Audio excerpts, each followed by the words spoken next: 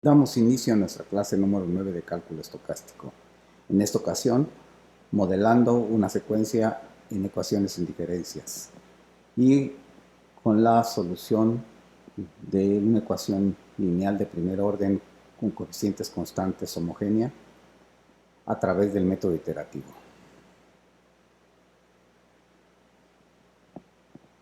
Vamos a recordar de nuestras clases de cálculo y de álgebra cómo modelábamos un problema obteniendo algunas palabras que nos daban la clave para determinar qué tipo de problema. En particular, en el caso de cálculo, con los problemas de optimización, en donde podíamos saber que en un problema estaban involucradas las derivadas, sí podíamos encontrar, aparte de las palabras optimización y máximos y mínimos, razones de cambio, variaciones, rapidez de cambio, etcétera. Pero en aquellas ocasiones hablábamos de variable continua y lo interpretábamos ese tipo de problemas como problemas que contenían derivadas. Ahora vamos a requerir que nuestro problema esté modelado en variables discretas. Y si es así, y tenemos una de las palabras claves como razón de cambio, rapidez, razón de velocidad o variaciones entre nuestras variables, estamos hablando de una ecuación en diferencias. Vamos a recordar el modelo de la secuencia de la torre de Hanói que vimos en la clase anterior, en donde lo habíamos modelado de manera empírica, obteniendo la regla de recurrencia a partir del patrón, y decíamos que cuando teníamos un disco, el número mínimo de movimientos era 1, y para dos discos es 3.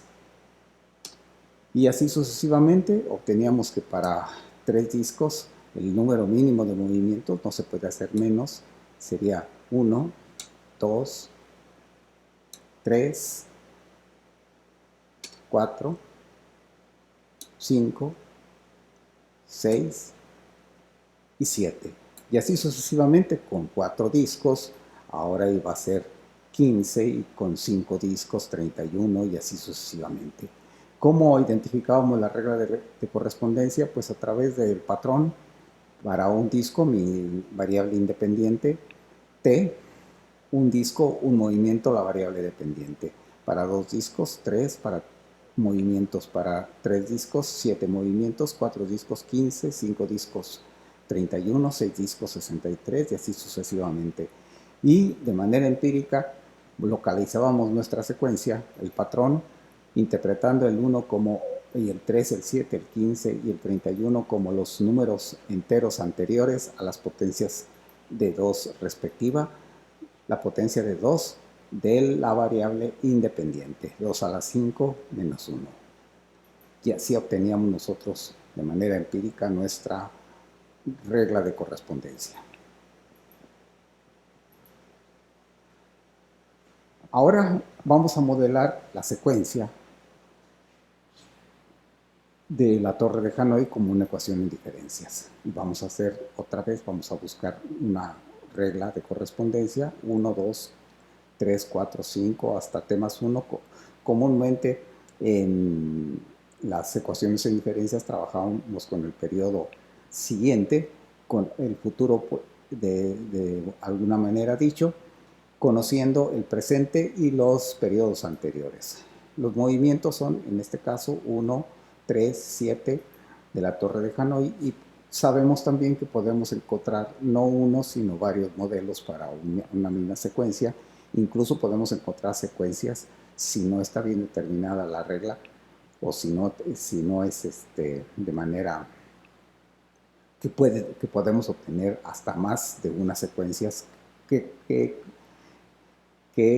se den con un número determinado pequeño de términos. Cuando tenemos más términos es más difícil de encontrar otra, pero siempre dijimos nosotros en la clase pasada que puede suceder que obtengamos más de una secuencia. Bueno, en la torre de Hanói pues lo podemos hacer y ya está bien terminado que nuestra secuencia y nuestro modelo podría quedar de esta manera. Y2 sería 3, que yo lo puedo ver el 3 como el Y1 anterior, es decir, 1 más 2. El Y3, que era 7, lo puedo ver como el anterior, que es 3 más 4.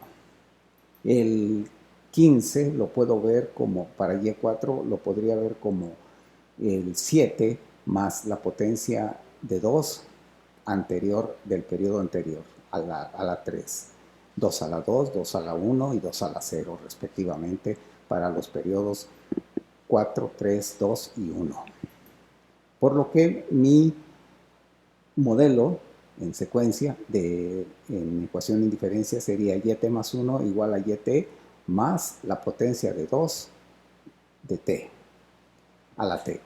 Ese sería un modelo. El otro modelo podría ser el siguiente, viendo al 1 y al 3 ya no de esta manera, sino 2 por 1 más 1.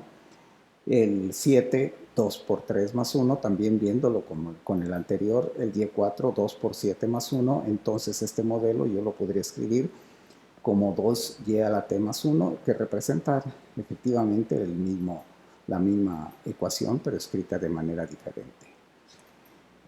Y bueno, quizás en este momento podría ser bueno recordar algunas secuencias, por ejemplo, esta que la podemos obtener fácilmente comenzando con el 1 y incrementándolo en una unidad al último término de mi secuencia. 1 más 1, 2 más 1, 3 más 1, 4 y así sucesivamente. Son los números naturales. Los números pares los podemos ver de diferentes formas. Por ejemplo, la secuencia de los números naturales multiplicada por 2. 2, 4, 6, 8, 10, multiplicando por 2 el 1, el 2, el 3, el 4, el 5 respectivamente. También la podríamos ver que comenzando con el 2, yo le fuera incrementando siempre un término constante igual a 2. 2 más 2, 4 más 2, 6 más 6 más 2, 8 más 2, 10, así, etcétera, etcétera. Los números impares los podría ver quizás hasta de dos o más formas.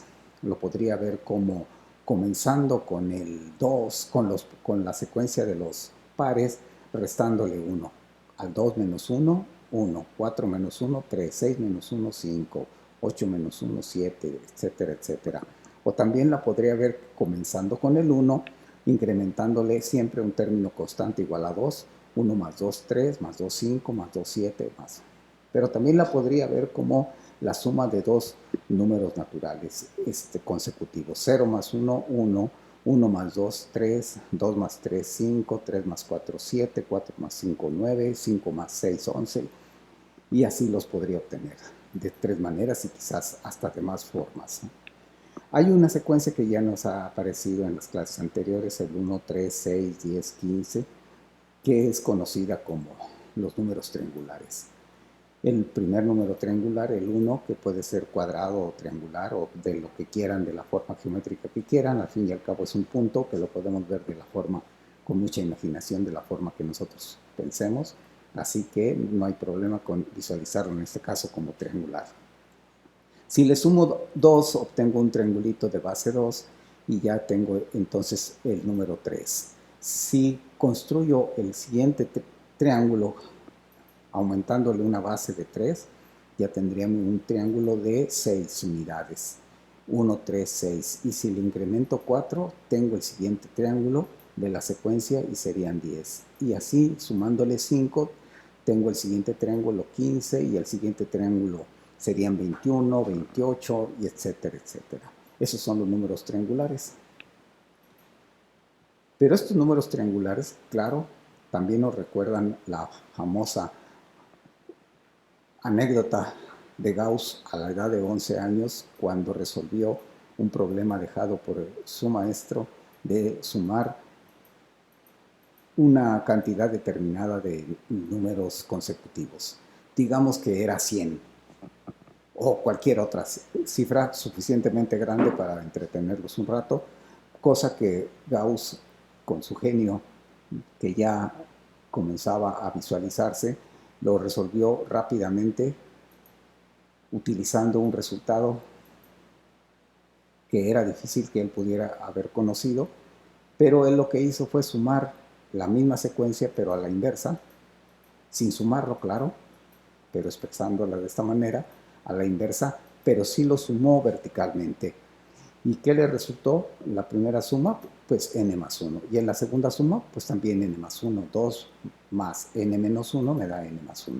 Y 3 más n menos 2 me da n más 1. Y así sucesivamente. Y el penúltimo me da n más 1 también. Y el último me da n más 1. Es decir, que todo les dio n más 1. Y eran n sumas porque son n números. Por lo tanto, le dio n veces n más 1. Pero lo hizo dos veces, por lo tanto tenía que dividir el resultado entre 2. Eso fue lo que le llevó un poquito más de tiempo seguramente, porque todo lo demás lo hizo rápidamente, n por n más 1 sobre 2. Esto se puede escribir de manera compacta, como lo vamos a ver en forma de serie, pero vamos a recordar otras secuencias. Si comenzamos con la de los números impares 1, 3, 5, 7, 9 y los sumamos, si voy sumándolos consecutivamente, yo tengo que el 1 más 3 me da 4. Bueno, comenzando con el 1, el segundo sería el 4. Y si le sumo 5 me da 9, 1, 4, 9. Si le sumo 7 me da 16, 1, 4, 9, 16. Y adivinan, efectivamente el que sigue es 25 y el que sigue es 36, 49, 64, 81, 100, 121. Es decir, los, la, las potencias de 2 de los números naturales hasta el número de impares que esté sumando. Si sumo 5, va a salir 25. Si sumo, y así sucesivamente. Si sumo, y así sucesivamente. Y si sumo ahora las potencias de 2, obtengo 1 más 4 más 9 más 16. O bien, si sumo ahora los cubos, vamos a ver qué obtenemos. O bien, si sumo las potencias de 2, si sumo las potencias de 2, 1 más 2, 1 que es 2 a la 0, 2, 2 a la 1, 2 al cuadrado, 2 al cubo, 2 a la 16, ¿qué obtenemos? Pues obtenemos precisamente el número anterior, el entero anterior a la siguiente potencia de 2. Es decir, que si yo sumo hasta el 2 a la 9, me va a dar 2 a la 10 menos 1, es decir, 1023. Estos resultados se pueden escribir, como le decía, en forma de sumatoria, que denominamos series. Sería en la fórmula de Gauss, sería n por n más 1 sobre 2.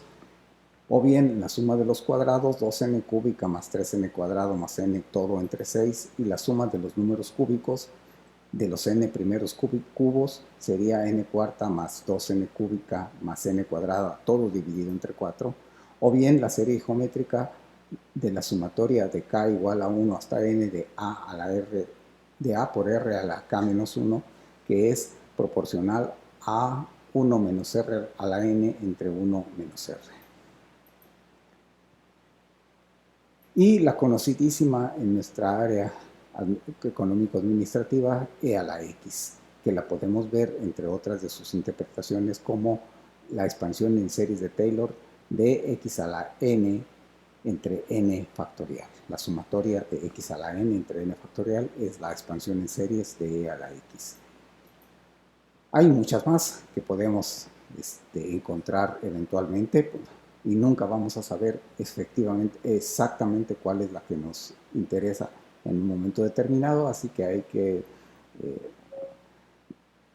familiarizarse con ellas para eventualmente resolver rápidamente nuestras secuencias.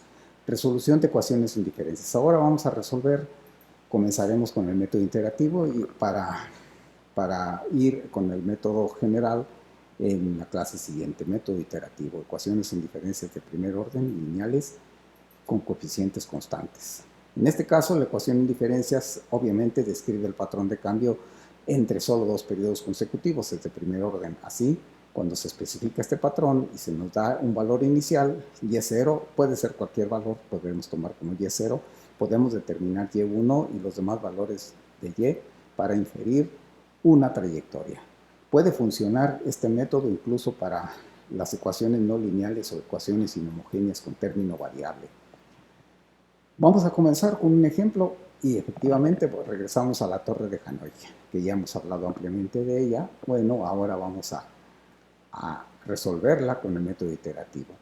Nuestro modelo de como ecuación en diferencias puede utilizar el modelo 1 o el modelo 2, no hay ningún problema. Y t más 1 es igual a yt más 2 a la t.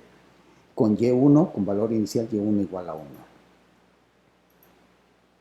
Así, para y2 pues va a ser y1 más 2 a la 1.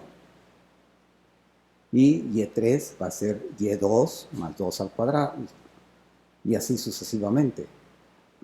Por eso se llama método iterativo. Por lo tanto, y2 es igual a y1 más 2 a la 1. Y3 es igual a y2 más 2 a la 2, pero como y2 es y a la 1 más 2, entonces me va quedando y1 más 2 al cuadrado. Y y4 me va a quedar y3 más 2 al cubo, es decir, que al anterior le voy a sumar 2 al cubo. Y1 más 2 al cuadrado más 2 al cubo y así sucesivamente. Y a la 5 me va a quedar entonces y1 más 2 al cuadrado más 2 al cubo más 2 a la cuarta. Observe cómo en el periodo 5 la potencia se detiene en el 4 y así sucesivamente. Así que en t se va a detener en la potencia 2 a la t menos 1. Pero como y1 vale 1, entonces esta secuencia es precisamente 1 más 2, es decir, 2 a la 0, 2 a la 1, 2 al cuadrado, 2 al cubo, de la que ya hablamos hace rato, y que es efectivamente el entero anterior a la potencia siguiente del t menos 1, que es t, que es precisamente el periodo presente. Yt es 2 a la t menos 1, cuya solución ya conocíamos nosotros de manera empírica desde la clase anterior. Yt más 1 es igual a yt más 2. Vamos a resolver con el método iterativo este ejemplo, esta ecuación en diferencias lineal. Encuentre la solución suponiendo que el valor inicial es y0 igual a 15. Y1 es igual a y0 más 2. Y2 es igual a y1 más 2, pero como y1 es y0 más 2, entonces me queda y0 2 más 2. Observe entonces que en y1 se le sumó una vez el 2, en y2 se le suma 2 veces el 2, en y3 es 3 veces por 2, en y4 va a ser 4 veces por 2 y así sucesivamente, y en t va a ser